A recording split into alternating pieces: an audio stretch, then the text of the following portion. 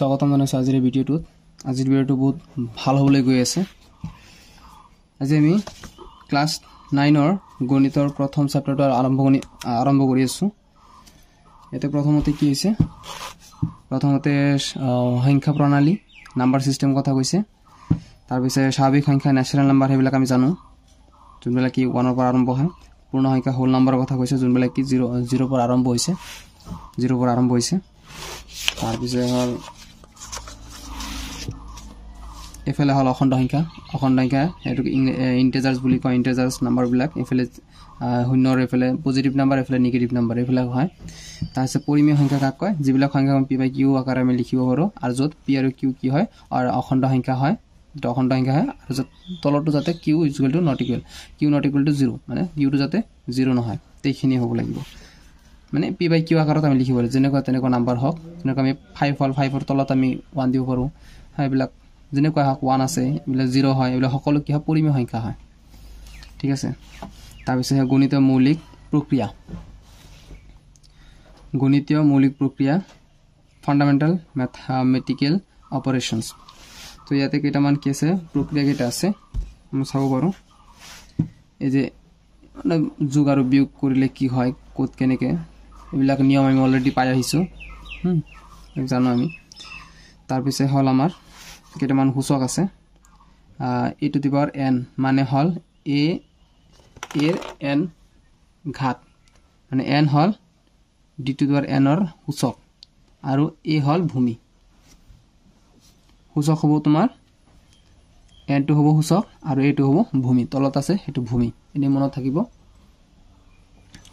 আৰু কেইটামান ইয়াতে বিধিবোৰ আছে, a to the power m into a to the power n। এইবিলাক ভূমিবিলাক একে থাকে, তো সেইবিলাকৰ লগত কি হয়, যে ওপৰত সেপাৰেট থাকে, এইবিলাক কি হ'ব, ওপৰত এটা যোগ হ'ব। ভূমিবিলাক যদি সেম থাকে, সকলোত আছে।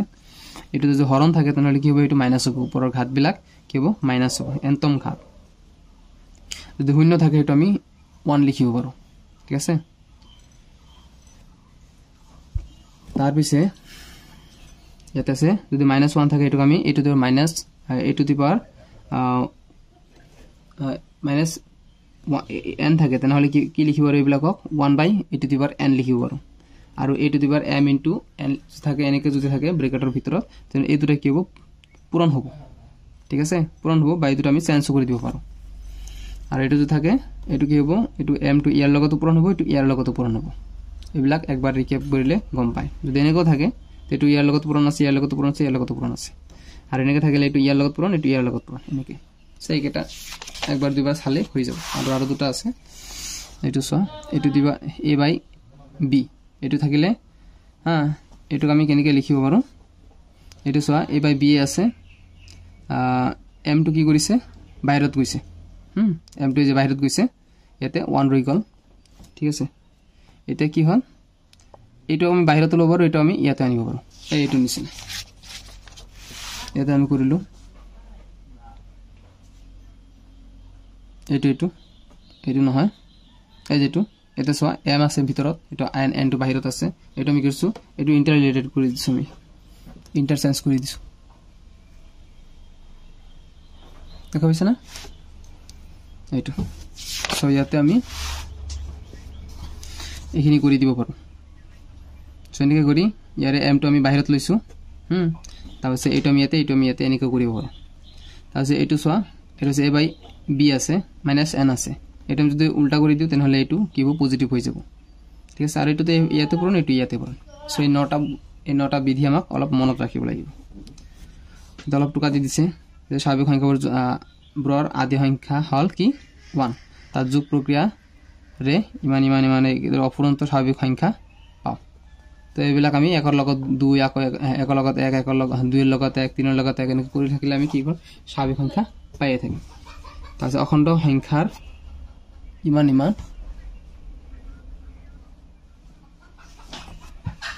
অখণ্ড সংখ্যাৰ এনেকুৱা কি আছে, সংখ্যাৰ 2, 4, 6 এইবিলাক যুগ্ম সংখ্যাৰ কথা কৈছে। আদি সংখ্যাবোৰ আৰ্হি 2 ইনটু m, মানে 2ৰ গুণিতক, গতিকে ইহঁতক নাম দিয়া হল যুগ্ম। তাৰপিছত আছে তো ইয়াতে এইখিনিয়ে গৈছে যে এইকেইটা যুগ্ম সংখ্যা আদি সংখ্যাবোৰৰ আৰ্হি 2 × m 2 ৰ গুণিতক গতিকে ইহঁতক নাম দিয়া হ'ল যুগ্ম সংখ্যা য'ত m এটা m হল এটা অখণ্ড সংখ্যা m টো হল এটা অখণ্ড সংখ্যা 2 ৰ লগত যদি আমি m ৰ লগত অখণ্ড সংখ্যাবিলাক পূৰণ কৰি যাওঁ এইবিলাক এনেকৈ আমি পাই যাম এইটো কৈছে সো অখণ্ড সংখ্যাৰ যুগ্ম সংখ্যাবোৰ বাদ দিলে বাকি থকা অযুগ্ম সংখ্যা সিহঁতৰ সাধাৰণ প্ৰকাশ ৰাখি এটো হ'ব অখণ্ড সংখ্যাৰ যুগ্ম সংখ্যাবোৰ বাদ দিলে হ্যাঁ 2m আমি কি পাইছো যুগ্ম সংখ্যা পাইছো তাৰ লগত যদি 1 যোগ কৰি যাও তেনহলে আমি কি পাম অযুগ্ম সংখ্যা বেলে পাই যাম এটা যুগ্ম অযুগ্ম সংখ্যা হৰণ প্ৰক্ৰিয়াত দিব পাৰি অখণ্ড সংখ্যাটো 2 ৰে বিভাজ্য হলে ই যুগ্ম অন্যথা অযুগ্ম সো নৰমালি আমি জানো এইবিলাক জাস্ট মই ৰিকেপ কৰি দিছো এটা অখণ্ড সংখ্যাক দুটা বা ততোধিক সংখ্যাৰ পূৰণফল হিচাপে প্ৰকাশ কৰিব পাৰি ইহঁতক মূল সংখ্যাৰ উৎপাদক ফেক্টৰ বোলে যি অখণ্ড সংখ্যাৰ কেৱল দুটা উৎপাদক থাকে আৰু দুটা পৃথক উৎপাদক কেইটা হল 2 আৰু সংখ্যাটো নিজে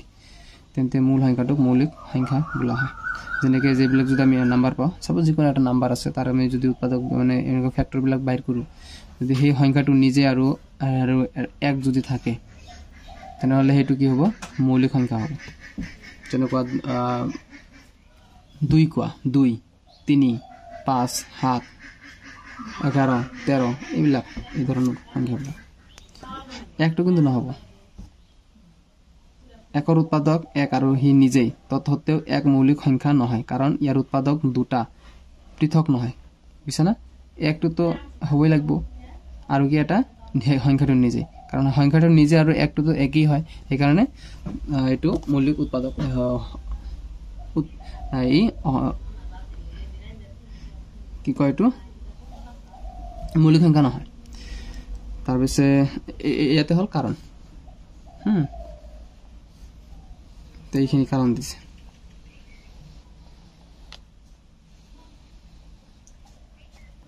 তাহলে 2 হল একমাত্ৰ যুগ্ম মৌলিক সংখ্যা বাকিবোৰ অযুগ্ম তাহলে দুটা সংখ্যা সহমৌলিক কো প্ৰাইম বোলা হয় যদি হতৰ সাধাৰণ উৎপাদক কেৱল এক দুটা সংখ্যা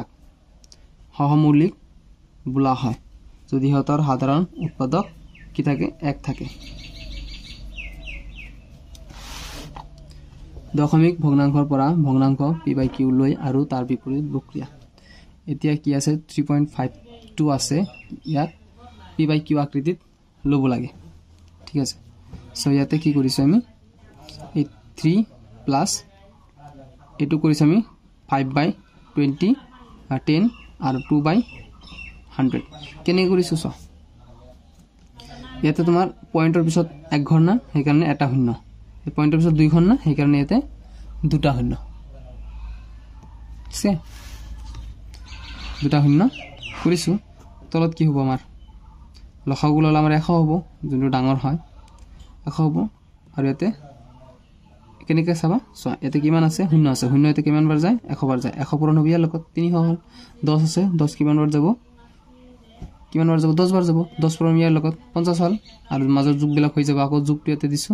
10 100 ইয়াতে একবাৰ যায় এক পূৰণ হ'ব ইয়াৰ লগত তো 2 হ'ল তো ওপৰৰ গটেকেটা কি হ'ল 352 এখানে হল তলত 100 হ'ল ঠিক আছে তো এখানে আমাৰ आंसर হৈ গল সো ইয়াক কি p/q আকৃতিত লব দিছে ঠিক আছে তো এনেকে নকৰি আমি জাস্ট কি কৰিম একটা দুটা তিনটা শূন্য তিনটা ঘৰ আছে তিনটা ঘৰ থকা মানে তিনটা শূন্যটি আমি ইয়াক হৰণ কৰি দিম হৈ গল আমাৰ সো এটো জাস্ট বুজোৱাৰ কাৰণে আমি এখানে স্টেপ দি দিছে ঠিক আছে দেখি আমি বুজি পালো তাৰছে পৌনঃপুনিকত থকা দশমিক সংখ্যা ভগ্নাংশ p/q আৰ্হিলে পৰিৱৰ্তন কৰা এইবিলাক কি আছিল পৌনঃপুনিক নহয় মানে দশমিকৰ পাছত এক ঘৰ দুই ঘৰ তিন ঘৰ এনেকৈ যায় কম পোৱা যায় কিমান ঘৰ আছে কিন্তু ইয়াতে এইবিলাক গৈ থাকে 8.1 না 81 0.8181818181 এনেকৈ অসীম সংখ্যক গৈ থাকিব সো ইয়াকে আমি p/q আকৃতিত কেনেকৈ লম ঠিক আছে ইয়াতে চোৱা ইয়াতে গম পাবা মই এটা হোৱাৰ পিছত মই বুজাই দি আছো ঠিক আছে সহজে হয় বলে এইটো চোৱা জি আছে হেতুক আমি কি হেতু লিখিলো আমি মানে এইটো অৰ্থ এইটো কি হয় ঠিক আছে 0.81 মানে 81 এইটো অপৌনপুনিক আছে পৌনপুনিক সো এটা আমি লিখি লৈছো মানে 8 আহি থাকিব তাৰপিছত এই গটেখিনিক আমি x বুলি ধৰি লৈছো x বুলি ধৰি লৈছো এটা কি কৰিব লাগিব ইয়াৰ পৰা সেপাৰেট কৰিব লাগিব কি সেপাৰেট কৰিব লাগে কাৰণ আমাক এই যোনবিলাক ডট ডট ডট আছে না এইবিলাক অসীমক আহি থাকিব সেইবিলাক আমাক বাদ দিব লাগিব বাদ দিলেহে আমাৰ বাকিখিনি থাকি যাব যেনেকৈ থাকি যাব ঠিক আছে এতিয়া চোৱা ইয়াত পৰা আমি যদি ইয়াতে দশমিক লওঁ তেনেহলে এইকেইটা আমি ইয়াতে যদি দশমিক লওঁ এইকেইটা আমি ইয়াৰ পৰা বাদ দিলে অলপ খেলি মেলি হ'ব বহুত মাইনাস কৰিব লাগিব আৰু নহবই তুমি যদি এইটো লওঁ ইয়াতে দশমিক লৈছো তাৰ মানে ইয়াতে মিলছে না এইটো আৰু এইটো মিলবা লাগিব মানে আমাক টাৰ্গেটটো কি হয় ৰাইট সাইডে যোনবিলাক দশমিকৰ এফালে আছে সেইকেইটাকো মাইনাস কৰিব লাগিব সেইকেইটা আমি মাইনাস কৰি দিছো কিমান থাকিব 81 থাকিব 81 থাকিল নাই আৰু এফালে আমি মানে এইটো কি কৰিছো 100 দি পূৰণ কৰিছো এফালে 100 দি পূৰণ কৰিব লাগিব এতিয়া 100x হল ইয়াতে 100 দি পূৰণ কৰিছো মানে কি দুই ঘৰ এফালে গুছি গৈছে এতিয়া 100 ৰ পৰা এটা x গুছি গৈছে 99x হল আৰু ইটোৰ পৰা ইটো গুছি গৈছে মানে কি 81 হল ঠিক আছে সো ইয়াতে আমি এটো 1 নম্বৰ দিছিলো এটা আমি 2 নম্বৰ দিছিলো এটা আমি 2 ৰ পৰা 1 টু কি কৰিছো বিয়োগ কৰাৰ পিছত 99x ইমান পাইছো এতিয়া x ৰ মান ইয়াতে এইটো তলত গুছি যাব এটো কাটাকাটি কৰি 9/11 হল সো এটো হল আমাৰ आंसर আকৌ এটুক সোয়া পিবাই কিবা আকৃতিত লব লাগে আমি সেম টু সেম লিখিছো এইটো মানে কি হল এনেকে লিখিব পাৰিলো তাৰ পিছত আমি কি কৰিলো দশমিকটো ইয়াতে দিছো মানে এইটোৰ পৰা এইটো বাদ দিম সোয়া ইয়াতে কি আছে 111 আছে ইয়াতে লাষ্টটো 111 আছে তো এইটোৰ পৰা যে গটে এইখিনি আৰু এইখিনি বাদ যাব আৰু ইয়াতে মাইনাস হৈ কিবা কিবি থাকিব সেই কাৰণে আমি একবাৰ কৰিছো 10 দি পূৰণ কৰিছো এফালে 10 দি পূৰণ কৰিছো তে ঘৰ আছে তে 10x আছে দেখা পাই আছে না তাৰ পিছত কি হৈছে 100x হৈছে 100 তো এটা 100 দি পূৰণ কৰিছে তো তুমি লিখি দিবা 10 দি পূৰণ কৰি 10 দি উভয় পক্ষক পূৰণ কৰি আকৌ এটা 100 দি উভয় পক্ষক পূৰণ কৰি এনেকৈ লিখি দিবা multiplied by 100 in both side এনেকৈ লিখি দিবা পৰা তাৰপিছত ইয়াতে কি হল আমি কি কৰিছো এটো লিখি দিয়া নাই এটো আমাৰ 1 নম্বৰ এটা আমাৰ 2 নম্বৰ ইয়াতে তুমি এনেকৈ লিখি দিবা 2 - 1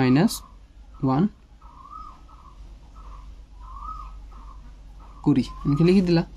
যেটো নিচিনা কৰাৰ পিছত এটোৰ পৰা এটো তো 100 ৰ পৰা 10 গলে তোমাৰ 90x থাকে আৰু এটো তোমাৰ 81 আছে কিন্তু গুছি গল 81 ৰ পৰা 8 গুছি গলে এনেকে তোমাৰ 73 থাকিব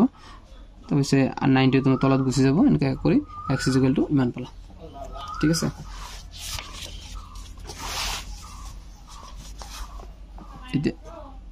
এতিয়া সোয়া 5 নম্বৰটো 5 নম্বৰ কি কৈছে 3.81 পৌনপুনিক আছে ওপৰত একৰ ওপৰত সো ইয়াতে কি আছে 1 2 কি হৈছে গৈ থাকিব সো ইমানক আমি পিবাই কিবা আকৃতি ভগ্নাংশ লব লাগে x গটেখিনি আমি ধৰি লৈছো মানে 1 1 1 কে থাকিব এটা কি কৰিছো এইটো মানে কি কৰিছে আগতেখিনি কৈ দিছো তাৰ পিছত মই বাগিনি কৈছো তো 3 প্লাস এটোখিনি আমি কৰি লিখিব পাৰো না এইটো আৰু এইটো যোগ কৰিলে এইটো তো হ'ব ঠিক আছে 3 টো ৰাখিছে আৰু 0.81 পৌনপুনিক কি কৰিছে এটো আমি মান পাইছিলো না 73/90 এইখিনি আমি কি কৰিছো সো ইয়াতে আছে আমাৰ যোনটো x ৰ এইখিনি মান যে পাইছিলো না এইটো 8.1 এইটো 8.1 ৰ যোনটো মান আছিল এটা অলৰেডি বাইৰ কৰা আছে ইয়াতে অলৰেডি বাইৰ কৰা আছে জাস্ট এইখিনি কি কৰিছে 73/90 এই ইয়াতে বহাই দিছে ইয়াতে বহাই দিছে 3.81 এটো পৌনপুনিক ইয়াতে জাস্ট এইখিনি বহাই দিছে আৰু 3 টো থাকিছে 3 plus 73/90 পাইছে তাৰ পিছত কি কৰিছে ইয়াৰে লখাগু লৈছে 90 হ'ব 90 হৈছে তাৰ পিছত তোমাৰ ইয়াতে কিটো একো নাই তো এটো ইয়াতে কিমান বাৰ যায় বা 90 ইয়াতে কিমান বাৰ যায় বা এটো তলতে এক আছে সাপোজ একটো ইয়াতে কিমান যায় 90 বাৰ যাব 90 ৰ লগত 3 পূৰণ কৰিলে 270 হ'ব প্লাস আৰু এটো 90 ইয়াতে কিমান আছে একবাৰ আছে 1 পূৰণ হ'ব 73 ৰ লগত তো 73 হৈছে ওপৰ কেটা যোগ কৰি দিছে আৰু তলটো তলতে আছে তো এইটো হ'ব আমাৰ 3.81 ওপৰ যদি পৌনপুনিক আছে তো এইখিনিৰ মান এটো হৈছে তাৰ পিছে আছে শতকৰা আৰু সুত আমি ইয়াৰ পৰা না এইখিনি লৈকে আমি আলোচনা কৰি দিম এইটো এটা ভিডিও থাকি যাব আৰু নেক্সট এটা ভিডিওত আমি ইয়াৰ পৰা এই গটেকেটা এটা ভিডিওত পাৰিলে কভাৰ কৰি দিম ঠিক আছে আৰু কভাৰ নহয় আধা কৰি দিম তো এইখিনি আমি হুনকালে কৰি দিছো এইখিনিতো অলপ অলপ বুজিব লাগিব এইবিলাকৰ ওপৰত আকৌ কুৱেশ্যন হ'ব যে শতকৰা আৰু সুদ চ' ইয়াতে কি হয় এইবিলাক অলপ পঢ়ি ল'বা জানিবা মই শ্বৰ্টকাট অলপ কৰি দিছোঁ কিন্তু ইমানো শ্বৰ্টকাট নকৰোঁ যে তোমালোকে বুজাত অসুবিধা হ'ব তুমি এই মোৰ ভিডিঅ' সকলোকেইটা তুমি ফ'ল' কৰি যাবা তোমাক গণিত চণিত যিমান গণিত আছে একেবাৰে সহজ লাগিব টেনশ্যনে ল'ব নালাগে এইটো চোৱা ৫,০০০ টকাত আয় হয় ইমান টকা চ' ইয়াৰ শতকৰাত শতাংশত প্ৰকাশ কি হ'ব এবাৰত নুবুজিলে ভিডিঅ'টো আকৌ প্লে কৰিবা তেতিয়া কমচম বুজি যাবা চ' ইমানত আয় হয় ইমান টকা মানে ইমান ব্যৱহাৰ কৰি ইমান টকা লাভ পায় চ' ইয়াৰ শতকৰা কি হ'ব প্ৰকাশ কৰা বুজিছা সাপোজ তুমি এইটো বুজি লোৱা তুমি ৫,০০০ টকা লৈ গৈছা কিবা ব্যৱসায় কৰিলা তুমি সন্ধিয়া কি কৰিলা ইমান টকা তুমি লাভ পালা তোমাৰ এইটোতো থাকিবই আৰু ইমান টকা লাভ পাইছা তেনে তুমি ১০০ টকাত কিমান টকা লাভ পাইছা ঠিক আছে তুমি এনেকুৱা হ'লে এনেকৈ লিখিব পাৰা যে গিভেন দিয়া আছে কি আছে ৫,০০০ টকাত আয় হয় ইমান টকা বা ৫,০০০ টকাত লাভ হয় ইমান টকা লিখিলা তাৰপিছত লিখিবা যে ১০০ টকাত আয় হ'ব কিমান লিখিবা ১০০ টকাত আয় হ'ব এইটো লিখাৰ এটা পদ্ধতি কি যেনেকুৱা আমি আমাৰ HSLCত বা আমাৰ পৰীক্ষাত আমি পাৰ্চেণ্টেজ ওলাও না টোটেল মাৰ্ক কিমান হয় কিমান পাইছোঁ আমি এনেকৈ লিখোঁ কিমান পাইছোঁ ইমান কিমানৰ ভিতৰত পূৰণ ১০০ যোনটো পাওঁ সেইটো আমাৰ পাৰ্চেণ্টেজ ছেম টু ছেম চ' টোটেল কিমান টকা আমি পাইছোঁ লাভ লিখিলা তলত কিমান লিখিবা কিমানৰ ভিতৰত পাইছা ৫,০০০ টকা তুমি লৈ গৈছিলা ৫,০০০ টকাত লিখিলা তাৰ লগত ১০০ পূৰণ কৰি দিবা হৈ গ'ল তুমি এনেকৈ লিখিব পাৰা একচুৱেলি যেনেকৈ লিখে এনেকৈ লিখি তুমি বুজি ধৰিব পাৰিলা কিমান টকা পাইছা 2,4,5,0 কিমানৰ ভিতৰত পাইছা 5,000 ইমানৰ ভিতৰত ১০০ টকা পূৰণ কৰি দিয়া হৈ গ'ল না ২টা শূন্য কাটা গ'ল ঠিক আছে ইয়াৰে ১টা শূন্য ইয়াৰে ১টা শূন্য কাটা গ'ল পাছেদি যাব একবাৰ যাব পাছেদি ২৪ৰ মাজত 4বাৰ মানে 20ৰ মাজত 4বাৰ 4 5 গুণ 20 45 ইয়াতে যাব 9বাৰ কিমান হ'ল 49 তো এইটো আমাৰ পাৰ্চেণ্টেজ আনসাৰ হয় এনেকৈ যিকোনো এটা মানে জাষ্ট তোমালোকে ফৰ্মেলিটিটো মনত ৰাখিবা বুজি পালা আৰু কি কৈছে 49 এইটো বেলেগ কুৱেশ্যন 49ক ভগ্নাংশত প্ৰকাশ কৰা 49 আছে না ইয়াক জাষ্ট 100 দি হৰণ কৰি দিয়া 49ৰ অৰ্থই হ'ল তোমাৰ 100ৰ ভিতৰত 49 তেনে 100ৰ ভিতৰত 49 লিখিলা এইটো হৈ গ'ল আকৌ ইমানক শতকৰাত প্ৰকাশ কৰা এইটোক জাষ্ট কি কৰিব লাগে ইয়াক 100 দি হৰণ কৰি পূৰণ কৰি দিয়া বুজিছা 100 দি পূৰণ কৰি দিয়া তো এইখিনি কিবা এটা মান আছে এইটো তোমাৰ 100ৰ ভিতৰত কিমান পাৰ্চেণ্টেজ তুমি এইটো জাষ্ট পূৰণ কৰি দিয়া হৈ যাব পূৰণ কৰি দিলা এইটো 5 ইয়াতে 20 বাৰ যাব 20 × 90 ইয়াৰ লগত 80% হৈছে আকৌ ইমানক শতকৰাত প্ৰকাশ কৰা ঠিক একেই ইয়াক জাষ্ট কি কৰা 100 দি শতকৰাত প্ৰকাশ কৰা এইটো তুমি বাহিৰ কৰিলা এইটো বাহিৰ কৰা না বাহিৰ কৰা তোমালোকৰ কথা জাষ্ট ইয়াত লগত কি কৰিব লাগিব 100 পূৰণ কৰিব লাগিব ইয়াকো শতকৰাত প্ৰকাশ কৰিব হ'লে জাষ্ট 100 দি পূৰণ কৰি দিয়া ঠিক আছে ইয়াক জাষ্ট এইটো বনাই লৈছে ওপৰতো মানে কি কৰিছে 100 দি পূৰণ কৰিছে তলতো 100 দি পূৰণ কৰিছে এই যেনেকৈ কৰিছে তোমালোকক মই ভাঙি দিওঁ ভাঙি নিদিলে তো আকৌ তোমালোকৰ প্ৰব্লেম হৈ যায় সেইকাৰণে মই ভাঙি দিছোঁ ৰবা এই চোৱা এইটো কি আছিল কি তোমালোকৰ অলপ প্ৰব্লেম হৈছে তো দেখা যায় না এইটো চাব লাগিব নোটবুকটো দেখা যায় দেখা গৈছে না এতিয়া চোৱা কি লিখছে এতিয়া 0.08 এইটো লিখছে না চ' এইটো কি কৰিছে তোমাক ওপৰতো 100 পূৰণ কৰিছে তলতো 100 পূৰণ কৰিছে কিয় পূৰণ কৰোঁ আমি কাৰণ এইটো আৰু এইটো যদি কাটি দিওঁ তেনেহ'লে আগৰটো আমি থাকি যায় ভেলুটো আমাৰ একেই হ'ল চ' আমি কি কৰিলোঁ এইটোক ইয়াতে পূৰণ কৰিলে কিমান হ'ব 800 হ'ব না কেইঘৰ পিছত দশমিক আছে 1 ঘৰ 2 ঘৰ 2 ঘৰ পিছত দশমিক আছে 1 ঘৰ 2 ঘৰ এটা দশমিক আছে বুজিছে ক'ত লিখিলোঁ দেখা নাযায় ইয়াতে 1 ঘৰ 2 ঘৰ পিছত দশমিক আছে 2 ঘৰ পিছত দশমিক দিছোঁ ঠিক আছে তাৰমানে 8 ৰ'ল ওপৰত 8 আৰু তলত কিমান আছে 100 এইটো লিখিছে ঠিক আছে এতিয়া মই কি কৰিব লাগে জাষ্ট 100 দি পূৰণ কৰিব লাগে এই 100 দি পূৰণ কৰিছোঁ 100 কাটা গৈছে কিমান হ'ল 8% বুজি পালা এই চোৱা 8% এইটো 100 কাটা গৈছে 8% অথবা ডাইৰেক্টলি এটাকে যেটো পূৰণ কৰি দিয়া ডাইৰেক্টলি 8% বুঝি পাইছ না এইটো কোনো সংখ্যাৰ 5% কমাই দিয়াত ইমান হল তো সংখ্যাটো কি হ্যাঁ ধৰা হ তুমি ধৰি লোৱা যে সংখ্যাটো কি হয় x হয় ঠিক আছে এটা 5% কমাই দিব লাগে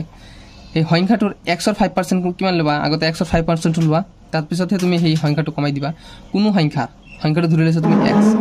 ঠিক আছে এটা আমি আমাৰ নিচিনাকে কৰো হ্যাঁ সো আমি শৰ্ট ফৰ্মতে কৰিছো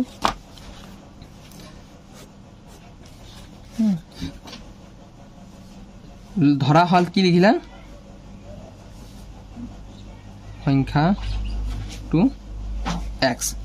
বুলি লিখি ললা এটা কি কৈছে x ৰ 5% বাইৰ কৰা x ৰ 5% কিমান হ'ব x into 5/100% হলে তোমাৰ 5% মানে 100 ভিতৰত 5 লিখিলা এটো কিমান হ'ব তেনে হলে এটো পূৰণ হৈ আছে 5x আৰু তলত হ'ব আমাৰ 100 ঠিক আছে কাটি দিয়া ইয়াতে আমি কাটাকাটি কৰিব পাৰিলি হৈ হ্যাঁ হ'ব ইয়াতে আহিছো 5 ইয়াতে কিমান বাৰ আছে 20 বাৰ আছে তাৰ মানে x/20 ধৰিব পাৰিছা না x/20 বাস 5 কিমান বাৰ থাকে 100 ৰ ভিতৰত 20 বাৰ থাকে লিখিছো এতিয়া প্ৰশ্ন মতে according to question ঠিক আছে আমি প্ৰশ্ন মতে কি কৈছে যে কোনো এটা সংখ্যাৰ পৰা যদি আমি হেইটো 5% কমাই দিও ন সংখ্যাটো কিমান হয় 33 হয় 133 কোনো সংখ্যাৰ 5% যদি কমাই দিয়াত কি হয় ইমান হল তো সংখ্যাটো কি ঠিক আছে কোনো সংখ্যাৰ পৰা কি কৰিছে 5% কমাই দিলে কি হয়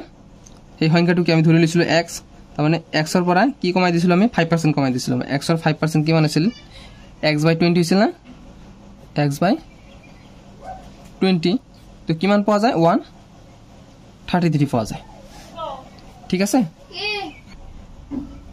সো ইয়াতে আমি ইমান পাইছো আমি এটো কাম কৰিলো আগতে দ্যাট ইজ বুলি কয় এটো এখিনি এটো কি হ'ব এটো লখাগু 20 হ'ব আৰু ইয়াতে কিমান আছে 1 আছে কোনোটা সংখ্যাৰ তলত একো না থাকিলে 1 থাকে 1 টো ইয়াতে কিমান বার আছে 20 বার আছে তো 20 পূৰণ হ'ব ইয়াকৰ লগত নহয় ইয়াতে 1 আছে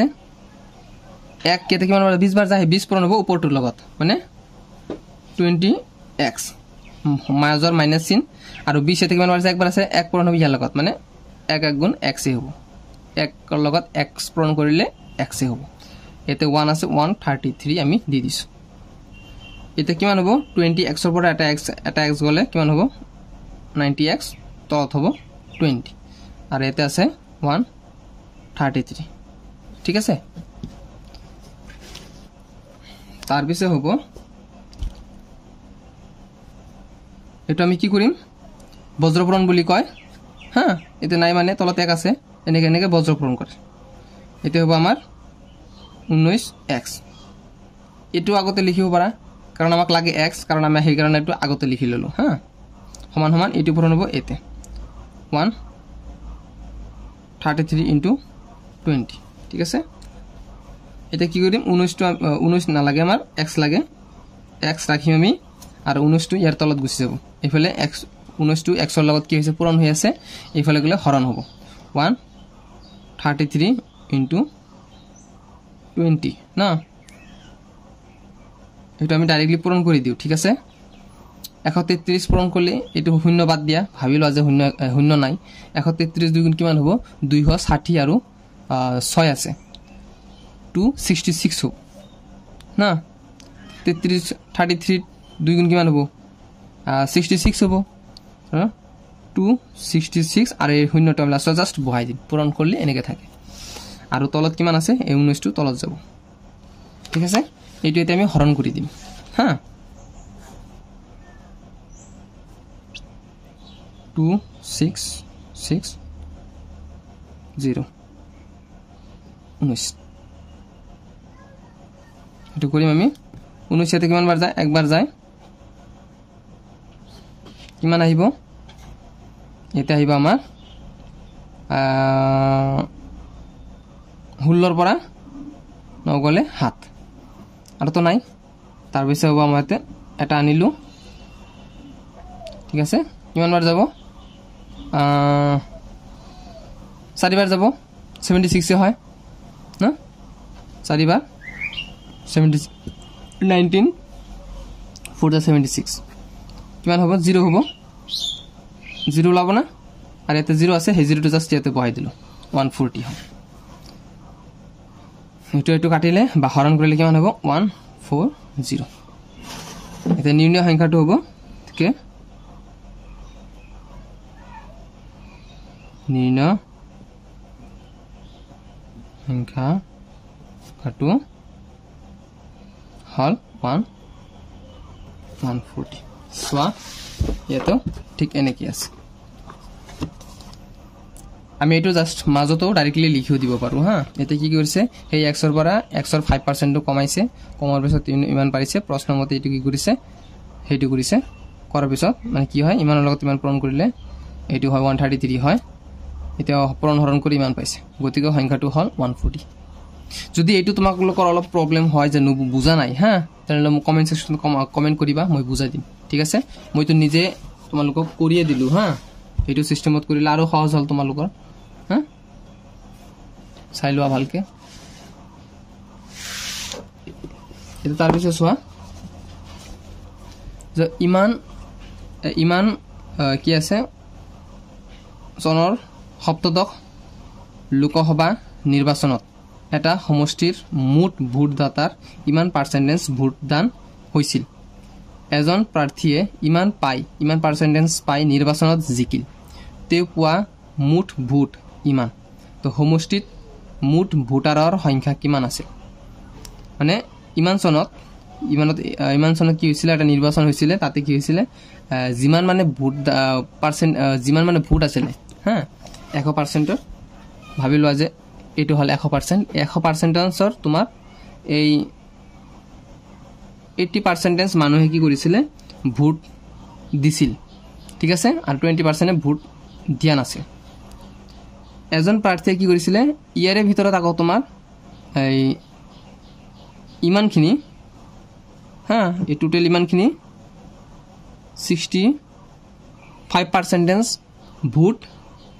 পাই হি জিকিলে ঠিক আছে আৰু বাকি তোমাৰ 65 কি হ'ব ইমান 70 15% ভোট একজনে পাইছিলে পাই কেনে হাৰিছে ঠিক আছে ইয়াৰে নহয় ভোট 65 হলে তোমাৰ এইখিনি 100 বুলি ধৰি লৈছে হা 100 ধৰি 65 হলে তোমাৰ এতে হ'ব 35 ভোট আকৌ কি কৰিছিলে পাই ঘাটিছিলে একজনে 65% ভোট পাইছিলে জিকিলে তেও পোৱা মুঠ ভোট আছিল তোমাৰ কি আছিল এইকেটা তাকো ভোট কিমান হ'ব তোমাৰ 65 মানে তোমাৰ কিমান আছে 572000 ভোট আছিল ধৰিব পাৰিছা না আইছে বুজি পাইছা তো ইয়াতে আকৌ তোমাৰ এইটো ভোট পাই কেনে তোমাৰ ইমান 65 ভোট আছিল তোমাৰ যে ইমান আছিল ইমান কিটা আছিল তাহলে সমষ্টিত মুঠ ভোটাৰৰ সংখ্যা কিমান আছিল এই গটেই সমষ্টিতে নলে মুঠ ভোটাৰৰ সংখ্যা কিমান আছিল এতিয়া বাই কৰিব লাগিব ঠিক আছে এতিয়া সোয়া ধৰা হল ভোটাৰৰ সংখ্যা কি x একজন মানে টোটালত কিমান আছিল ধৰি লৈছে যে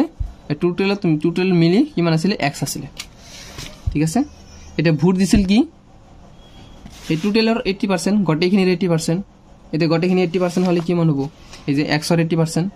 গটেইখিনিৰ 80% বাই কৰিছা x ৰ 80% মানে কি 80/100 লিখিলা মানে ইমান হল ঠিক আছে এটা বিজয় জনে এই ভোটৰ 65% পাইছিল এটা কিমান জনে ভোট দিছিল ইমান জনে ভোট দিছিল মুঠ ভোটাৰৰ সংখ্যা ইমান আছিল ভোট দিছিল কি ইমান জনে এতিয়া ইমানৰ তোমাৰ 65% ভোট পাইছিল তেও কেইটা ভোট পালে তো ইমানৰ 65% তাহলে আমি লিখিছো বিজয় জনে পোৱা ভোটৰ সংখ্যা কিমান আছিল ইমানৰ 65% ঠিক আছে এই সো ইমানৰ 65% পালে না ঠিক আছে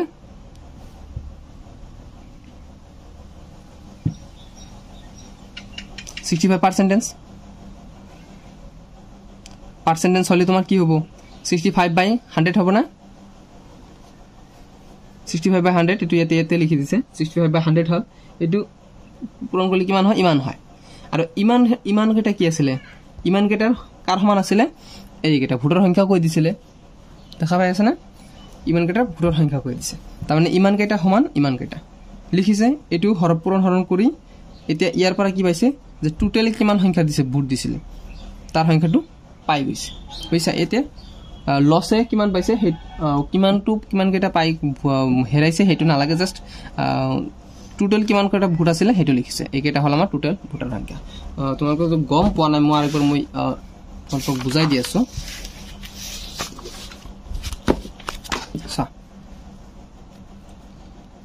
তোমালোকক মই বুজাই দিছো এইটো হল তোমাৰ 100% ভোট এটা সমষ্টি সো ইয়াৰে তোমাৰ এই 20 এই যোনটো 80% ভোট আছে আৰু এটা 20% ভোট আছে টোটাল সমষ্টিত 80% মানুহে কি কৰিছিল ভোট দিছিল হ্যাঁ আৰু 20% ভোট দিয়া নাই ঠিক আছে এতিয়া এইখিনি 80% ভোট না এইখিনি ভোটৰ কি কৰিছে তাৰে আকৌ 65% ভোটে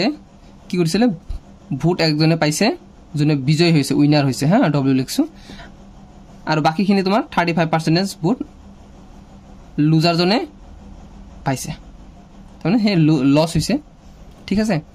এতিয়া এই 65 ভোট তোমাৰ কেজন আছিল তোমাৰ আছিল 572000 এইকেটা আছিল এই 65% ভোট ঠিক আছে এতিয়া আমি এইখিনি ঘটনা দিছে এতিয়া বাহিৰ কৰিব লাগে যে টোটাল কিমান আছিল কিমানজন ভোট আছিল ঠিক আছে এতিয়া সোৱা আমি ধৰি লৈছো আমি কি ধৰি লৈছো যে টোটাল ভোটাৰৰ সংখ্যা মুঠ ভোটাৰৰ সংখ্যা কি x ঠিক আছে আৰু ভোট দিলে কিমান x or 80% না এটা বাইৰ কৰিম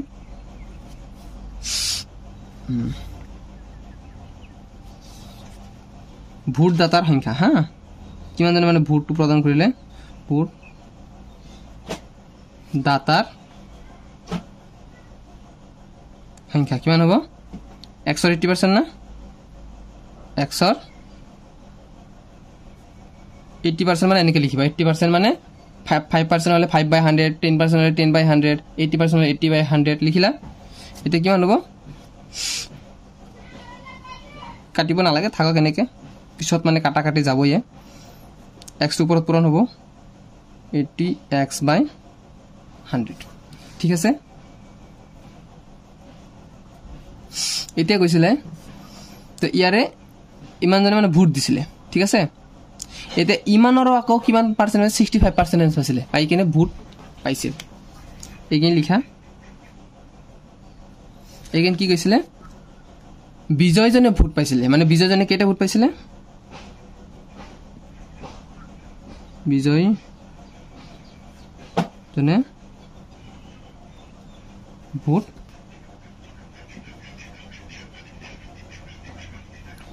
পাইছিল কিমান পাইছিল ইমানৰ 65% এই যে 80x/100 মানে ইমান জনে টোটাল ভোট দিছিলে ইমানৰ 65% মই কৈছিলো না 80% হলে 80/100 65 হলে 60/100 এনেকে লিখিবা নহলা আকৌ আমাৰ এনেকে লিখিব লাগিব 65% আকৌ আমাক এইটো লিখিব লাগিব ডাবল লাইন লিখিব লাগিব তো দৰকাৰ তো নাই এতিয়া সোৱা এইখিনি আমাৰ ভোট দিছিলে তো এইখিনি আমি একেলগ কৰি দিও এইখিনি সংখ্যাও দিছিলে যে তলত হ'ব আমাৰ পুৰনো দুটা শূন্য চাৰিটা শূন্য হল এক আৰ এটা হ'ব তোমাৰ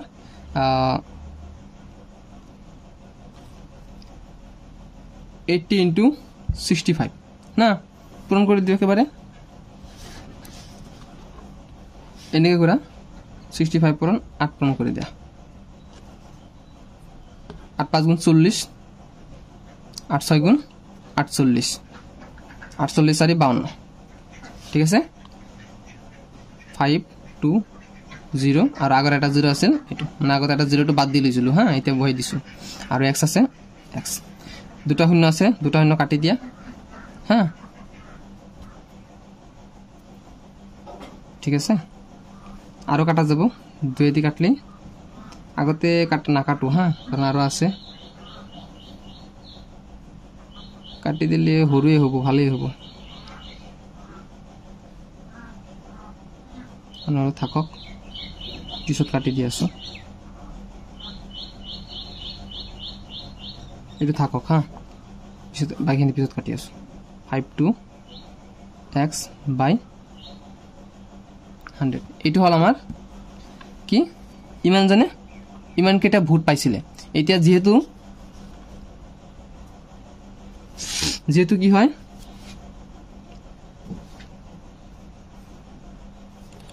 ওহো যেহেতু এইখিনি লিখি দিব এই কেটা সমান কার সমান আছিল এই যে কেটা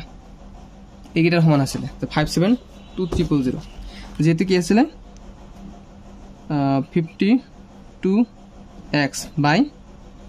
100 সমান কার সমান আছিল 572077 এর সমান আছিল 572000 এর সমান আছিল এতিয়া আমি এটো বজ্ৰ পূৰণ কৰিম এটো ইয়াতে একো নাই মানে তলতে এক আছে 52x সমান এটো পূৰণ হ'ব 572000 ইনটু এটো 100 হ'ব ইয়াৰ লগত হল পুৰা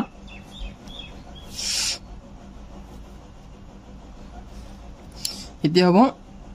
এটা x ৰাখিছো এই 52 টো ইয়াৰ তলত আহি যাব 572000 ইনটু 100 এটা হ'ব 52 ঠিক আছে এটা আমি কাটাকাটি কৰো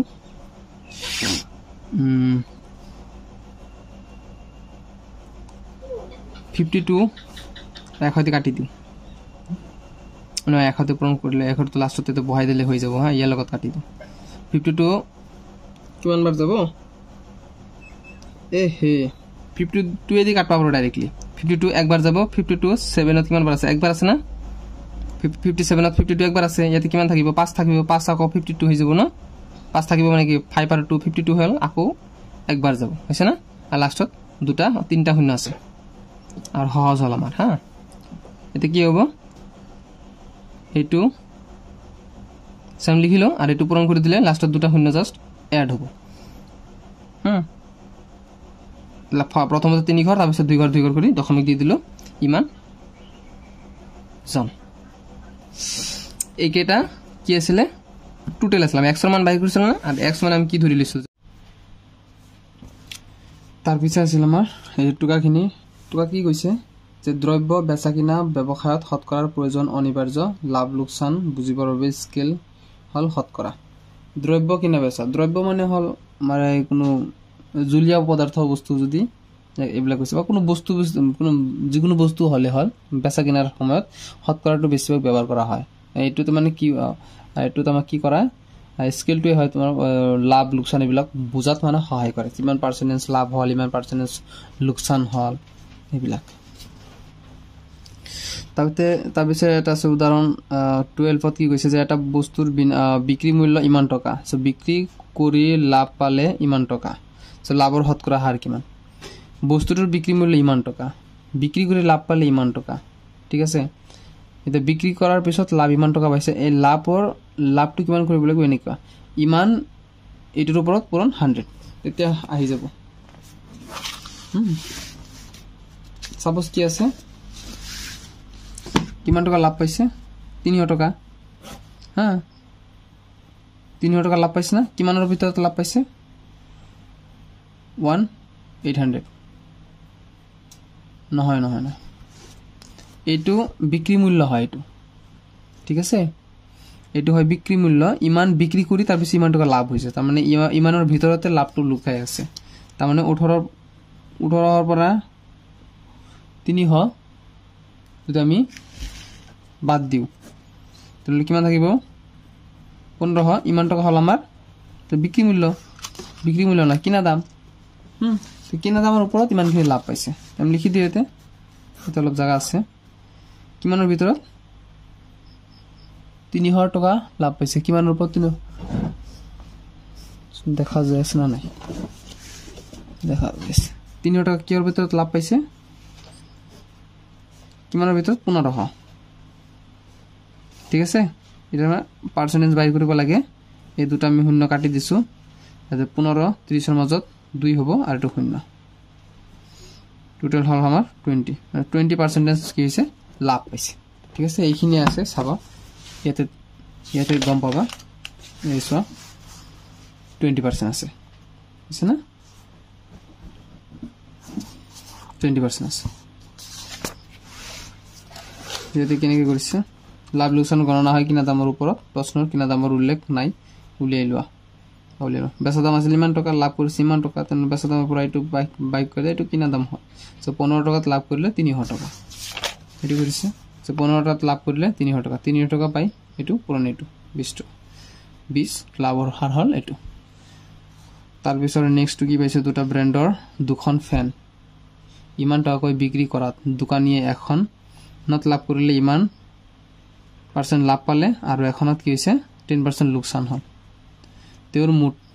কিমান লাভ বা ক্ষতি হ'ব পাৰে হ্যাঁ দুটা ব্ৰ্যান্ডৰ ফ্যান আছে ইমান টাকাকৈ বিক্ৰী কৰিছে দুইটা ফ্যান কি হৈছে ইমান টাকাকৈ বিক্ৰী কৰিছে 630 কৰি বিক্ৰী কৰিছে এটাত কি হৈছে 10% লাভ পাইছে আৰু এটাত 10% লোকসান পাইছে তেওঁ মুঠতে কিমান টকা লাভ বা লোকসান হল ক্ষতি হ'ব নে লাভ হ'ব এটা আমাক চাব লাগিব এতে লাভ লোকসানৰ হিসাব কিনা দামৰ ওপৰত দুইখনৰে কিনা দাম উলিয়াব লাগিব আগতে কিনা দামটো উলিয়াব লাগিব ঠিক আছে সো এটাত কি হৈছে ও এটাত 5% লাভ হৈছে ঠিক আছে এটা 5% ইটোৰ 5% উলিয়াই লব লাগিব তো ইটোৰ 5% উলিয়ালে কি হ'ব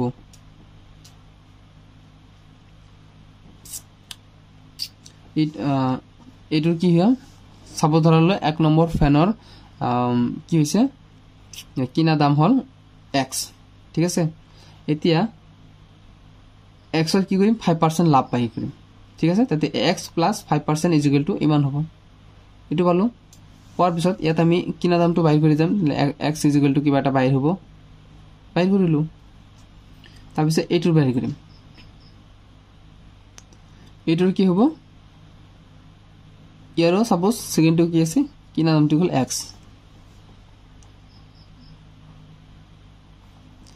ঠিক আছে তো ইয়াতে কি কৰিম x ৰ পৰা আমি কিনা দামৰ পৰা 10% x ৰ 10% আমি কি কৰিম মাইনাস কৰিম কৰাত 360 হ'ব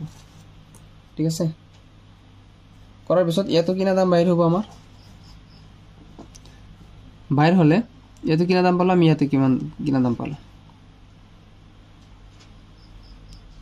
তাৰ পিছত আমি চাব পাৰিম যে টোটাল কিমান লাভ হৈছে কিমান লোকসান হৈছে তাতে গম পাব পাৰো ইয়াতে কেনে গৈছে লাভ লোকসানৰ হিসাব কিনা দামৰ ওপৰত দুইখনৰে কিনা দাম উলিয়াব লাগিব সো ইয়াত কিনা দাম উলিয়াইছো আমি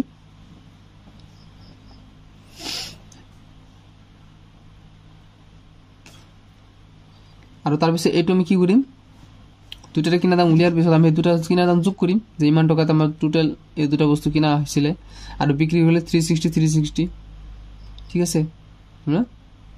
বা 1300 টাকা বিক্ৰী কৰিছে আৰু কিনা দাম আছিল জিনটো বাইৰ কৰিম হেতু তাৰপৰা মাইনাস কৰি দিম আমাৰ কিনা দামটো থাকি তেতিয়া গম পাম যে লাভ হৈছে না লোকসান হৈছে বা কিমান টকা লাভ হল কিমান টকা লোকসান হল ঠিক আছে এটা আমি একক পদ্ধতিত কৰিছো যে প্ৰথম ফ্যানৰ ক্ষেত্ৰত বেচা দাম কি আছে কিনা দাম কি হল সাপোজ ধৰিছো আমি হ্যাঁ 100 টকা তাহলে বেচা দাম কিমান হবে 105 টকা হ'ব এতিয়া তোমার কিনা দাম কি বেচা দাম কিমান আছে ইমান টকা ঠিক আছে এতে কিনা দাম কি হ'ব বেচা দাম ইমান টকা হলে কিনা দাম কি হ'ব এটো যাব তলত 100/105 আৰু এটো হ'ব ইয়াতে মানে ইমানৰ 100 টকাত যদি ইমান টকা লাভ হয় ঠিক আছে ইমান টকাত কিমান টকা লাভ হ'ব 600 টকা ঠিক আছে ঠিক দ্বিতীয় ফ্যানখনতো কি কিনা দাম ইমান লস হৈছে ইমান বিক্ৰী কৰিছে ইমান 90 তেনহলে ইমানত কিমান হ'ব এটো তো তলতে গৈছে হ'ব 90/100 ঠিক আছে আৰু এটো হ'ব জাস্ট ইয়াতে পূৰণ হ'ব যে 100 টাকাত 90 টাকা বিক্ৰী কৰিম 10 টাকা লস কৰে তাহলে ইমান টাকাত কিমান টাকা লছ কৰিব ইমান টাকা এতিয়া কি হ'ব ইয়াত আমি এটা এইটোৰ কিনা দাম এইটো পাইছো প্ৰথম ফেনটোৰ আৰু সেকেন্ড ফেনটোৰ কিনা দাম এইটো পাইছো ঠিক আছে এতিয়া হল আমাৰ এটোটা যোগ কৰিম 1300 হল আৰু আমি বিক্ৰী কৰিলো কিমান 1260 টাকা সো টোটাল লোকসান কিমান হল ইটোৰ পৰা ইটো মাইনাস কৰিলে কিমান হ'ব 40 টাকা কি হল মাইনাস হল লোকসান হৈছে এটা ব্যাংকৰ কেইটামান কোৱেশ্চন আছে সো ব্যাংকৰ লেনদেনত শতকৰা হিচাপ ব্যাংকৰ লেনদেনত শতকৰা হিচাপ কি আছে সো উদাহৰণ কি আছে যে নজমিনা আৰু তজমিনাই নাস্তাস বিউটি পাৰ্লাৰ খুলিবলৈ মুদ্ৰা ব্যাংকৰ পৰা বছৰি ইমান % হুতত ইমান টকা ধাৰে ললে তেওঁলোকে মাহে মাহে হুত আদায় দিয়া সিদ্ধান্ত ললে প্ৰতি মাহে হুত কিমান টকা কৈ দিব ঠিক আছে হিয়তে যে এটা বিউটি পাৰ্লাৰৰ কাৰণে কিমান টকা লৈছে ইমান টকা লৈছে কিমান % ইমান % হুতত বছৰি তেওঁলোকে মাহে মাহে হুত দিব আগতে সব কিমান টকা টোটাল আহে সে 100 টকাৰ এক বছৰ হুত ইমান টকা এতকে ইমান টকাৰ এক বছৰ হুত কিমান হ'ব 4 পৰা ইমান টকা হ'ব 100 টকাৰ এক বছৰ হুত 4 টকা 9000 টকাৰ এক বছৰ হুত কিমান হ'ব 100 টু 4 ৰ তলত গুছি যাব তাৰ সেটো পূৰণ হ'ব ঠিক আছে ইকুৱেল টু কিমান হ'ব 360 টকা মাহে দিব লাগে কিমান টোটাল ইমান টকা হৈছে হুত ইমান টকা পাইছে এতে হুতক আমি কি কৰিম 12 দি হৰণ কৰি দিম কাৰণ বছৰত 12 মাহ থাকে তো 30 টকা তাৰ মানে মাহে আমাক কি মাহে কি হুত কিমান দিব লাগিব প্ৰতি মাহে হুত কিমান টকা দিব লাগিব 30 টকা কৰি ঠিক আছে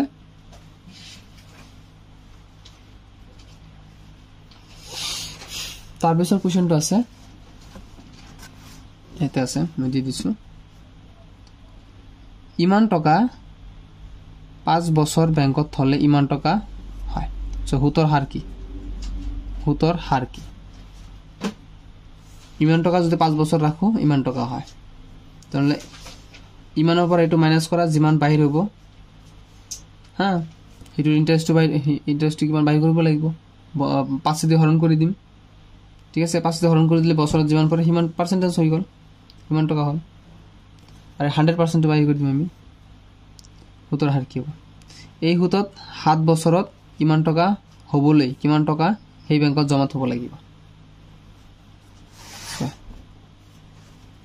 দুটা অংক দিয়া আছে এটাৰ পৰা কি আছে হুত উলিয়াব লাগে আৰু আনটোৰ পৰা কি মূলধন উলিয়াব লাগে এটা মোক কৈছে